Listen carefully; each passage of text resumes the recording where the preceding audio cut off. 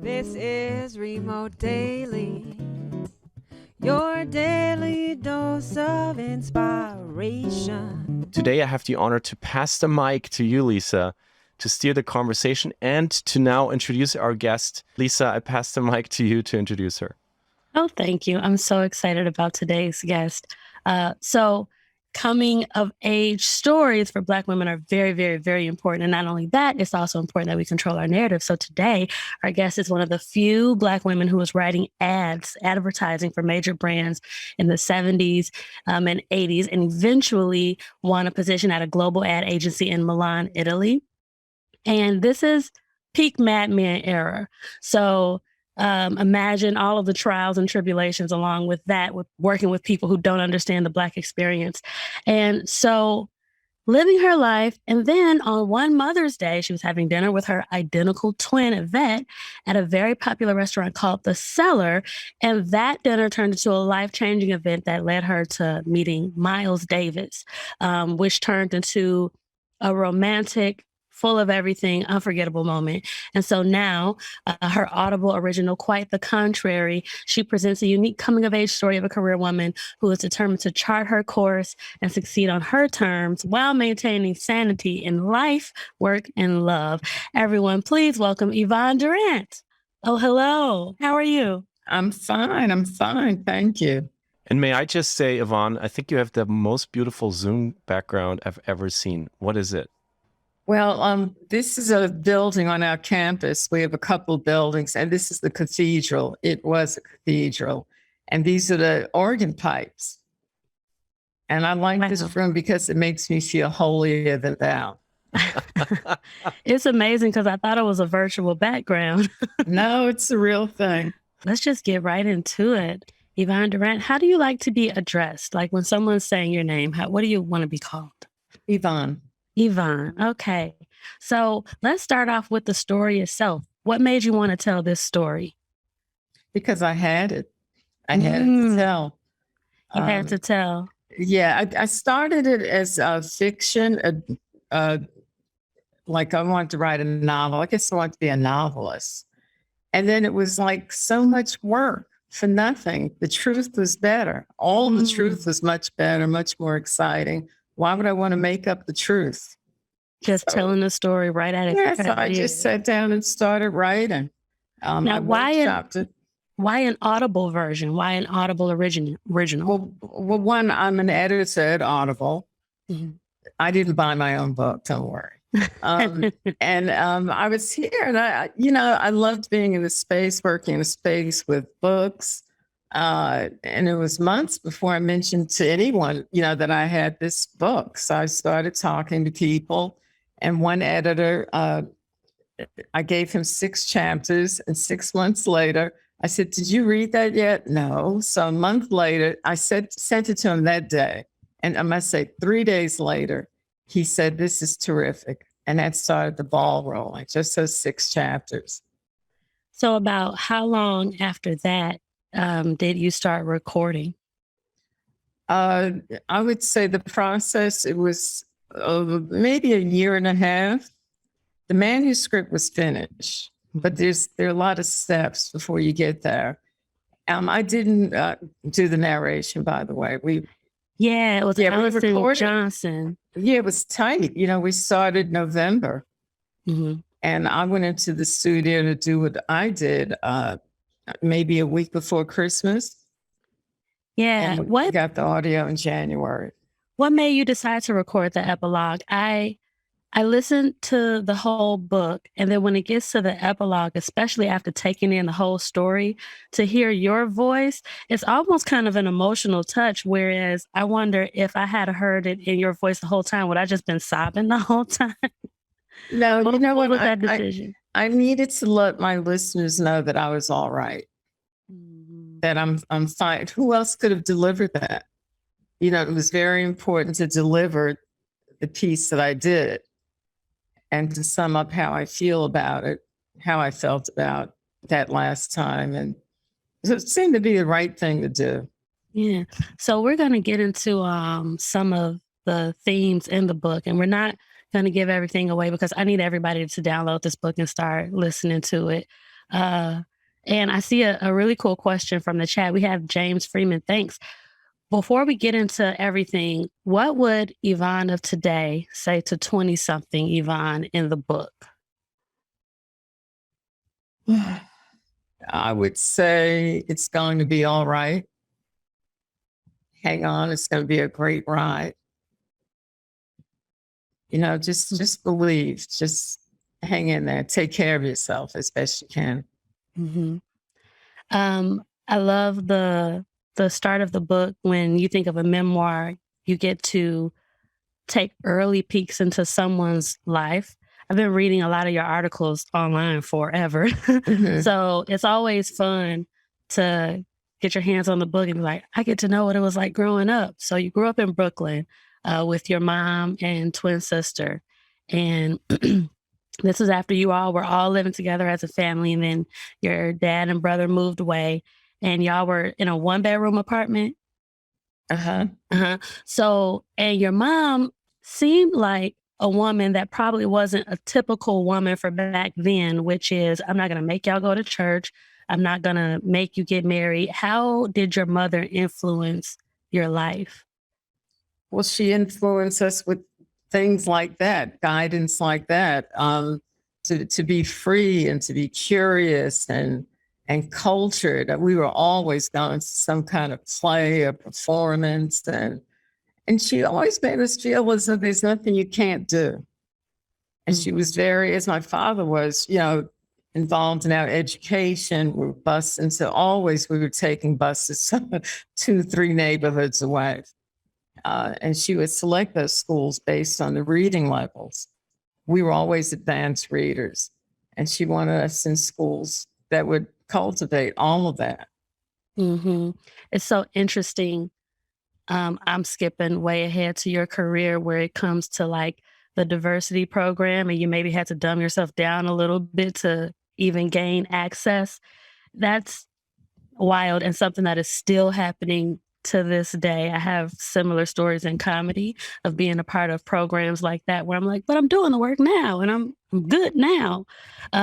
So going into your career in the 70s and 80s, there weren't any Black people in advertising. Actually, there were. Yeah. Yeah, there were always Black people, not many. You had your directors of music, and that was not a put-down job. That was a very important job because jingles were very important. So they worked with some of the top people in business. And there were some pioneers, art directors, copyright, very few, very few. Yeah. I was usually the first, the only, and the last. The first, the only, and the last. After I left, maybe another one came along. It was assumed that I was an art director, not a copywriter, because, we're good with our hands. Right. What was it like in the day-to-day of the office where it would come to like a pitch meeting or something and you would show up as the copywriter? What would be that first moment that they would realize like, oh, this is the copywriter? Well, within the agency, everyone knew who I was. Maybe when meeting a client, that was sometimes surprising, but it was very discreet. And when I had the nerve to say something, and this is to all women, by the way, when I had the nerve to say something, the room would listen. My point of view is always a little different. I'm not saying better, but different. Being a creative, I'm just going to look at things differently. You work with like a lot of amazing brands. And there's so many parts of the process, the art direction, the creative, with the client, the feedback. What's the most exciting part of the industry for you? I think the most exciting project I had many, but Miller High Life was amazing. It was with an art director. She's a woman, excellent. And to be offered to do this, because, the guys had worked on it. So they said, okay, girls, you can work on it. And we had the winning spot. And it was a spot directed at the Black audience. So it was great, the whole casting. I love that. Then we shot with the famous director, Bob Giraldi. And, we were just treated like, big shots. It was just wonderful. Yeah, you recount the story in the book where you got to stay like in this fabulous hotel, and there was an invitation like, "Hey, you want to come back to our house and have some chicken?" You're like, I'm gonna go back to my hotel and have lobster, thank you." Yeah, right. That was when I was flown to California to record. Now you're not going to know who I'm talking about. Gene Barry, who used to be Bat Masterson, used to be on Burke's Law. He had a great voice, and he did all the voiceovers, Vanilla High Life. So I went out there to record a radio campaign. And when I walked into the studio, my producer, also Black, I said, "Gene, this is your writer today." And he said, "Oh, okay." But since he was such a star, he would like do 2 takes. He said, "Okay, I think that's it." So that was a bust. And so he invited us back to his house for drinks. And then he said, "Yvonne, you're welcome to stay for dinner. We're just going to have roast chicken." And, that was very nice of them. But I really wanted to go back into the lap of luxury. I was staying at the Beverly Wilshire Hotel, and I had my eyes on some lobster tails, a half a bottle of poulet frisé. Yeah. That's what I wanted to do. You were living. I was I didn't want to leave. yeah, I loved every bit of the book, but the career part, it was just like so much autonomy over, this is what I want to do. I want to work here. I'm about to quit here because I want to work somewhere else. And I'm not going to start as a secretary here because that's all they'll see me as. It was like a lot of autonomy. And we know that like sexism, racism is still alive and well in these places, but the way you navigated it is a way to show that we're out here claiming our careers as well. So what was it like? Were you aware of your own agency back then, or was it just like, this was my attitude, or was it purposeful to know that I'm going to go in these spaces? They may not want me here, but oh well, I'm here. I was very aware. And so since, I guess I'll have to brag, I was very good. The work was really good. I mean, I was working around people who were very good. So I learned so much. I learned what makes a good headline, how to write good radio. I loved writing radio because no one else wanted to do it. So I ran with it. So I always knew. And then there was a time when you could change your job every 2 years. That's how you made more money. How many Noxzema ads do you need in your portfolio? Because the deal is you want to build up your portfolio. Yeah. And then, of course, your real TV, they didn't give that so easily to juniors or, that was hard. Mm-hmm. So as a comedian and an actor, we have all different types of odd end creative jobs to make the rent. And at one point I was working at an agency in Illinois. And I remember it would be for like Big Lots or stores that I had been to younger. But the people that were writing the ads had never been to those stores. Yeah, that happens. One day we took a field trip to Big Lots, and I was like, "Oh, cool! I'm just gonna run my errands."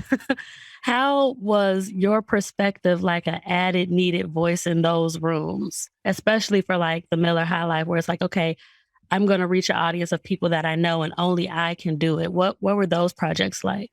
Well, Miller High Life was particular. It wasn't. Yeah, it was targeted to the Black male audience.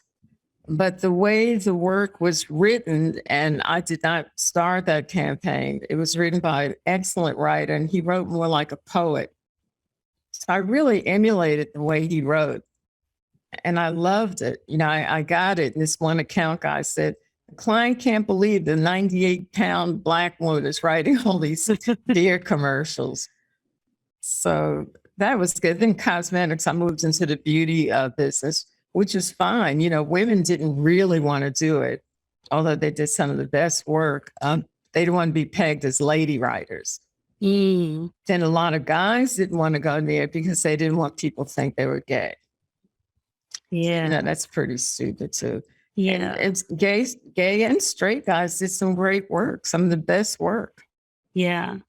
I'm noticing with a lot of television commercials now that there's been a change in household commercials where at first it was all the women doing everything. And now you see a lot of like washer dryers or soap commercials where it's like the man at home with the child folding the laundry. But then I read an article that is still a large misconception that women are doing most of the work. Did that come up in the 70s and 80s at all of like ads trying to mirror real life or project or change an image? Well, actually, in a lot of those commercials, household goods, men were treated as though they were stupid. Like the wife would say, "Oh, give me that. I could do that." Yeah. He didn't know how to open a bottle of anything, didn't know what to do. Is this for the dishwasher? What do you do? Where do you put it? Is this for the laundry? It was silly. It was a put down to men, really. And then that kind of changed. That got very old. Mm-hmm. And so you see a mix of it now. I'm more entertained by the casting these days. Yeah. The diversity in families. I'm mostly interested in the casting because I audition for some of them, and I don't get some of them. Also, if you like my voice, consider it for Audible original book reading. Send us your audio. Send us your work. Ooh, I will. Let's transition to start talking about Miles. Another interesting thing about me, I majored in jazz, so I studied his work in school. So reading this side of him was also interesting. And I love the jazz history part of it. That first encounter was very interesting and not like a typical encounter, celebrity, non-celebrity. What was that first encounter like? Like, was it jarring? Was it surprising? Was it shocking? Was it just like, meh? What was that first encounter like? It was hardly meh. No, it's exciting. And then he sat down and finished my salad. He ate my food. When was that the face you were making while he was eating your food? Well, I was like looking at him. And I was looking at my sister and our friend. And he just ate it so quickly because I had already, eaten as much as I wanted. Mm-hmm. So it was all, and then, his lips are greasy and he kissed me. And I think I hurt his feelings when I wiped the grease off. My lips are very greasy. Yeah, I read that part. It was like, yeah, he ate my salad and gave me a greasy kiss. And I was like, what? And then after that, how did the communication become consistent? Like you had that one moment. How was it finding him? Did he find you after that? Did you find him after that? Like he found me. In the beginning, he did pursue me. He did. Mm-hmm. And to the point, I had to unplug my phone sometime because he would call late at night. Mm-hmm. And he would keep calling and keep calling. And once he wanted me to come up and he was working on something. And I regret that. I'm sorry. I could have gone over and sat with him, mm-hmm. but I didn't. Yeah. There was a common refrain where he would call and want to hang out or have you travel to somewhere and you would say, I have a job. I have a job. Right. Yeah. Do you think that's something people like that in that position are used to hearing from women that they're dating, especially in that era? Well, I know one thing that, and I don't know what every former girlfriend did, but I was one of the few, I can safely say I was probably one of the few people, I was an advertising executive. Mm-hmm. And when I met him, I got this big job at a great agency. So I had to be on my A game. And he called one afternoon and said he felt like going horseback riding. Now, I didn't know he went horseback riding. And I'm sure we would have gone to some ranch or someplace and there'd be some horses that I wasn't going to get on. But I said, I can't leave right now. I can't. Mm-hmm. It was a lot of intense up and downs in this relationship. Was it mm-hmm. hard to recount some of those and telling this story? Or like, were you ever thinking, do I want to share this? I pretty much came clean. Pretty much. I came clean. Everything that's there, it happened. Mm-hmm. Yeah. Was there a point where you considered really not being around for his antics plenty of times. What would bring you back or take you away or keep you in, Well, sometimes I just like in it. I talk about in the book how I put him in a compartment. It's just okay. So you stay there for a while because it's getting a little too crazy. And then I had my youngest sister staying with me that summer. So Yvette and I, we divided that with our other sister. And so she traveled a little bit. She went to camp. We had to look after her. Mhm. And then the job was taking off. I started that job maybe 3 weeks after meeting him. So that was easier than I thought it was going to be. Yeah, it's a busy time. You had said when you were taking care of your sister, you had a brand new respect for mothers. Oh my goodness. I'll never forget one day I had to do her hair, my hair. Oh yes, and feed her too. I can skip a meal, but you can't say to a kid tomorrow morning, or, here, take the sandwich. And when her feet started hurting, that took us to a trip to the shoe store. Yeah. It's like, what, I have to take care of you. You're here. It's one of the 15 reasons I cut off all my hair, because I couldn't do my hair and my daughter's hair. It was just too much. One of us, I had to choose one of us. I couldn't shave her head. People would judge me. So this book really gave us a peek into the past of New York, especially the particular part of town where you were, where it would just be like, yeah, this is where famous people lived and worked. There were clubs like the Cellar and the Kells and places you go to have awesome music, have a lot of fun, do the good drugs, not the bad ones. What was it like recounting those days? Does it make you think about what New York is like now, and do you miss parts of it? I miss those days. And the good thing about those days is that we all knew those were good days. We all knew we were having a lot of fun. Yeah. There was the glamour of Madison Avenue. Downtown wasn't quite downtown yet.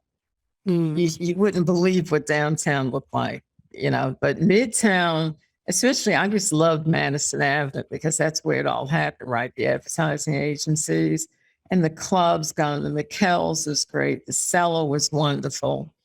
Then there was disco. We had a good time. That's awesome. Is there anything that you wish from the city that you remember still remain that we could take a part of today? Like if I were to go to New York, I should be able to experience. What would you like that I would be able to experience? Well, we have a great art scene. We always had a good art scene, but now it's a different kind of art scene. That's when downtown became the place to go to see art. You could see it all around. I'm very enthusiastic about art, and family, we like it a lot. As for clubs, people weren't trying to sell you a bottle of vodka. Mm-hmm. You just had a drink. You didn't have to order a bottle, but now they have sofas and, like $1,000 later, you're just drunk. You're not even really having fun. You're just like inebriated. Yeah. Yeah. Eventually you returned to your alma mater, the Fashion Institute of Technology, to teach students. What's the most important part that you want to convey to the next generation? You mean at the time when I was hoping, first of all, I never saw anyone of color come back. It was very rare. We always had former students come back. So I wanted to be one of those students. And I thought by then my Black students and white students seeing me at the head of the class, that's good. That's good role modeling. And then one day they're going to walk into an ad agency and perhaps report to a Black creative director. To this day, it is still rare to report to a Black creative director. Yeah, I spent a few years as a creative director in corporate, and we serviced other large companies. And of those teams that we work with, I was the only one. Um, and it's interesting because it's creativity, and that's what we're known for, and that's what a lot of people are naturally gifted at. And sometimes I wondered, was it a training issue, or a pipeline issue, or what? No, not really. I mean, most of the people, very interesting. A lot of creative directors started in the mailroom, just like in Hollywood. They would start, the agents would start in the mailroom and work their way. Well, black guys got into the mailroom and never left. Hmm. It was a job.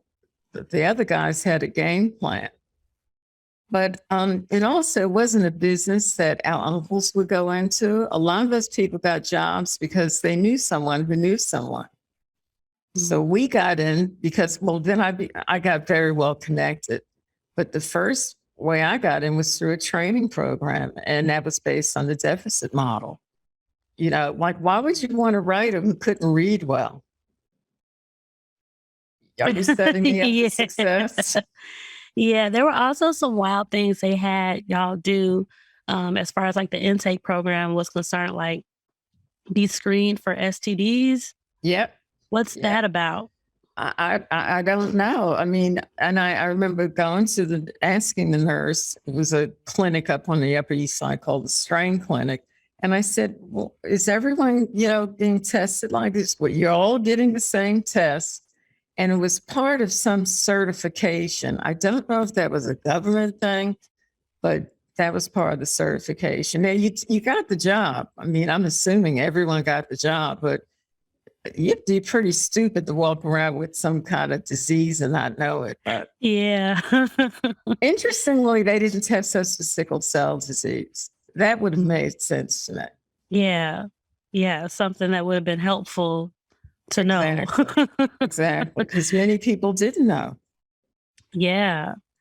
So before I get into like a couple of my last questions, we have a global audience here. They're very awesome. They're always involved in the chat. And typically we give our guests a chance to ask them a question.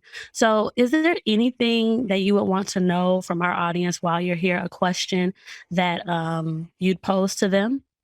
Yeah, I'd like to know how many people listen to books. Yeah, how many people listen to books? And Eleanor and Dario, if you can give us a little chat audience music. How many listen to books? Go ahead and drop your answers in the chat. Tell us what books you're listening to. I can answer. I listen to books. I love listening to books. I also love reading physical books. So I'm a bit of both. I still love books, but if you start listening to books, you'll go to the gym more. Oh, you do get a lot of you get a lot of other things done. I get laundry done, and I'm not mad about it, right? Because I'm lost in the story. I also appreciate the intonation and the inflections. Mm-hmm. Yeah, Anne said all the time while I hike. And never listen to books, way too slow. So, Raspberry, did you know whatever app you're listening to, you can change the speed. Sure. You can go up to 3 times. It'll sound very fast, but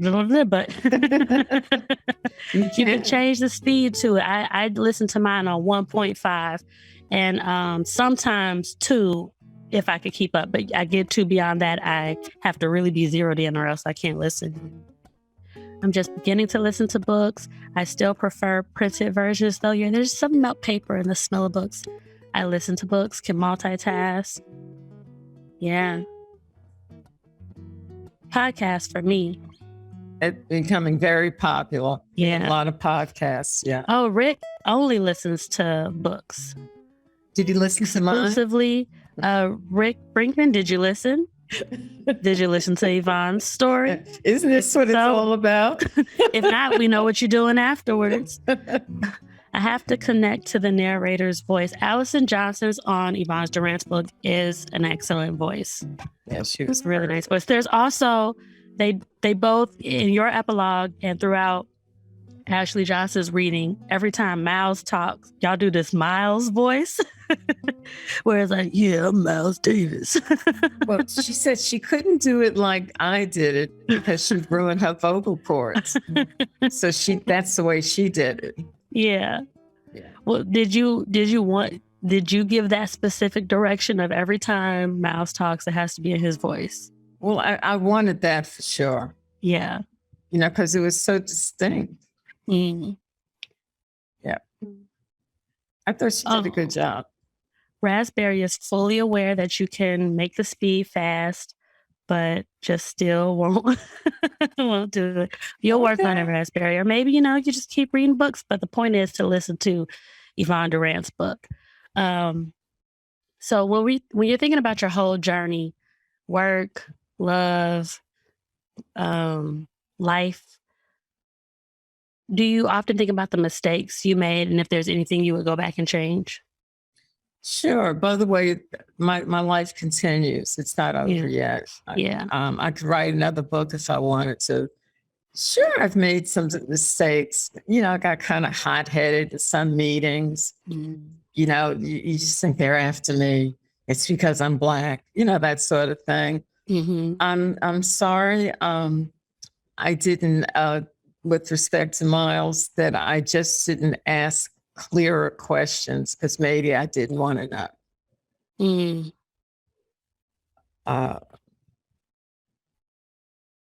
And I still have that issue in some other areas of my life. Just, I don't want to know. I don't want to know.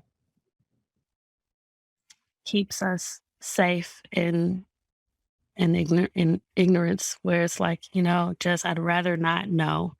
Right. That's a way we protect ourselves for sure. Yeah. In thinking after having this conversation, do you have something else that you would tell 20 to 30-year-old Yvonne? The first one was like, it's going to be okay. Well, that was a startling time for me. I did, I was following pieces, but I didn't. I went into work, as if you listened, I went into work after the marriage that first day, and my colleagues didn't know what to do, how to treat me, and I left. I said, well, we're going to try this tomorrow. Mm-hmm. And I went in with a different attitude, and I welcomed them into my office. They were kind of skittish about coming in, and they didn't come in for digging for details. They were just concerned about me. And that was nice. That was a great support system. Mm-hmm. James Freeman from our chat has a question. Do you think your relationship with Miles impacted relationships with other men throughout your life? Yeah, I think so. And I think other men were almost intimidated by him, even though the relationship was over. Mm-hmm. They wanted to know about it. And one guy told, that Miles used to feed me because he never thought I ate enough. And so this guy fed me one day. I thought that was weird. So it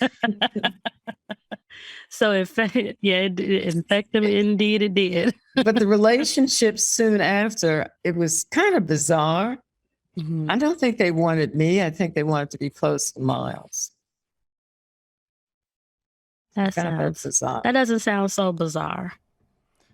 No. And if I may chime in here, I just wanted to bring Jim to stage briefly, because Jim is basically the brain behind today's session. That's right. Jim, welcome. How are you? Hi, Jim. This is a surprise.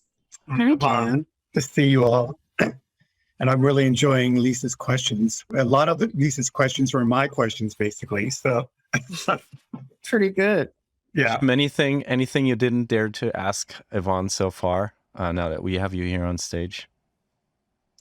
Well, I guess again, as I said, a lot of the questions Lisa covered, and a couple of them I put in the chat room. But would you say, Yvonne, in terms of your as a copywriter back then, that you had to?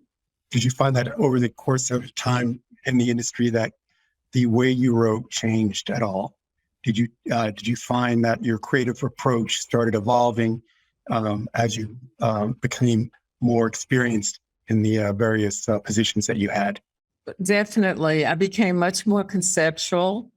And I think at the beginning, you want to do catchy headlines, and catchy headlines aren't necessarily good headlines.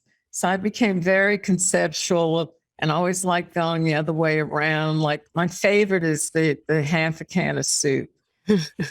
I mean, really, what do you do with a half a can of soup? And so I had a lot of fun. I had a lot of fun writing that commercial. And I found that a lot of my work was entertaining to my colleagues. Some would make us to the client, but a lot was a part. It would make it to the client, but not be the recommended. And I don't think that was always about being Black. I just think they were so out there. I mean, you're not going to do a commercial, people talking about half of a pickle and half of a bowling ball. But, it just showed people what I was thinking. Yeah. And in terms of now your role at Audible, the kind of writing you're doing now, how have you had to adjust to that in terms of your historic writing, your traditional writing as a copywriter in the ad agency? Has that changed at all in terms of your approach now at Audible in terms of writing? Definitely. Well, it's longer form writing. I still like to riff on words. I write musically in a way.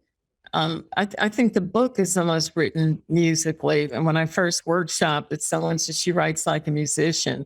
And my manager here, whenever she, does her edit, she's very respectful. No, I don't want to change the significance of what you're doing because that's your style. So clearly, like the style of writing I'm doing is respected. It's evolving. I'm surrounded by excellent writers here. And that's a treat to get paid to write every day. And so the writer wants. Perfect. And I have one more question for you, Yvonne. Puts a little bit of a pressure on you right now.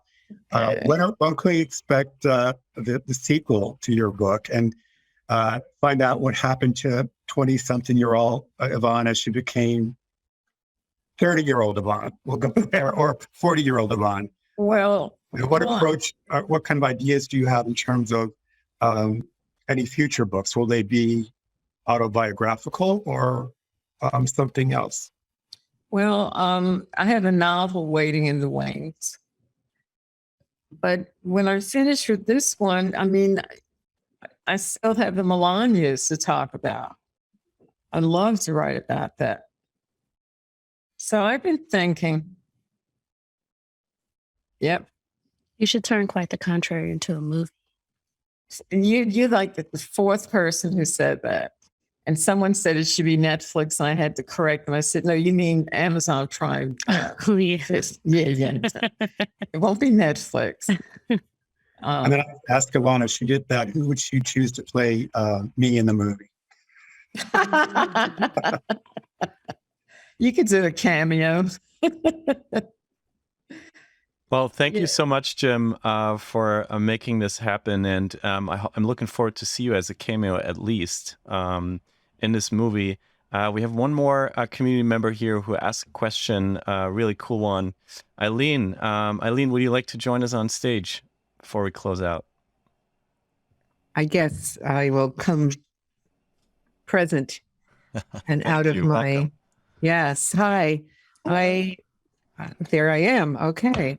So I was curious if you thought of yourself as a musician. I understand the love of cadence and words, etc., for your writing, but are you a musician? Do you sing? Do you compose? Do you play an instrument? Not at all. I was one of many in the Brooklyn Barrow White Chorus. I think I was the second soprano. No, I don't consider myself a musician, but and I don't know if everything I write is musical, but I do believe writing should have a rhythm. It needs a beat. First, I'll put it down. That's what I do. First, I put it down. Then I call it the seasoning. Then I revisit it. Put a word in here, riff on something. Take something out, put something back in. Just trying to push it all the time. Thanks. Thank you. Thank you, Eileen. And thanks so much for joining us on stage. Lisa, I can't believe it's only 6 minutes before the end of the hour. So Last question from you, I guess. And Yeah, close it out. I just have one more question. How can we support you, Yvonne? Like, how can our community support you? Well, when you listen to the book, I'd like some stars. 5, that's the perfect amount of stars. And then if you're so inclined, I would love it if you would write a review. And talk about this. Talk about what is it that got you.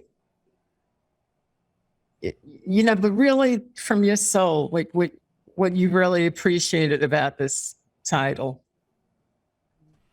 What got us? Thank you, Yeah. Yvonne. You got me, for sure. And Thank I you. have to say, also, the narrator of the book has a similar beat to yours. So it's amazing to listen to that, and to listen how close you are in terms of having a beat of writing and her having a beat of telling your story. Yvonne, we always pass the mic one last time to our guests at the end of Remote Daily for a personal mantra, maybe for an announcement, anything about your novel, your movie, your Broadway play, but maybe also just for a final piece of advice. What would you like to leave us with today? What is the last thing you want to share with this community? I'll leave you with what our mother always told us. There's no such thing as you can't do. She would actually say can't for emphasis. And that's what I say, you know, there's no such thing as can't. No such thing as can't, or can't. Actually, I like can't better. Yeah. Yvonne, you were a fantastic guest, and it's such an honor to spend time with you. Thank you for being here, for joining us for this hour. I hope we can invite you back. And if you say no to that, please do it offline. And we will get this organ moving as well. It's just been such a delight. And Lisa, thank you for hosting, Jim for making this possible, and Julia and the team from Audible for bringing us together here. This was Remote Daily for today. Thank you all for being here. Yvonne, Thank you. You're the best. This is real.